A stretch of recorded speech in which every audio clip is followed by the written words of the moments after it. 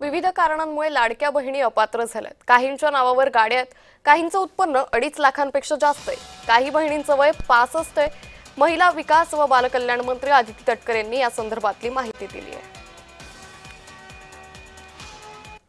4.5 पावणे 5 लाख अशा महिला आहेत ज्या 65 वयोगटाच्या पुढे गेलेल्या आहेत, जे वयाचा निकष आहे तर त्यामध्ये असतील।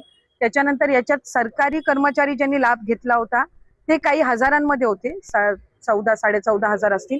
त्यांच्याकडून वसुली जी आहे ही गेल्या 8 महिन्यापासूनच सुरू आहे, त्याच्यामुळे ते याच्यामध्ये आहेत। तर अशा पद्धतीनं काही नमो शेतकरीचे आहेत, जे नमो शेतकरीचाही लाभ घेत होते, याचाही घेत होते। तर अशा पद्धतीनं ते साधारणपणे हा आकडा आहे।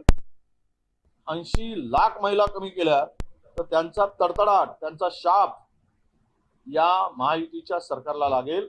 आणि असेच हे तडफडून ज्या महिलांचा श्राप फार मोठा असतो, ज्यावेळेस ती बोटं मोडून मनातून अंतःकरणातून श्राप देते ना, त्यावेळेस यांचा सत्यानाश झाल्याशिवाय राहणार नाही।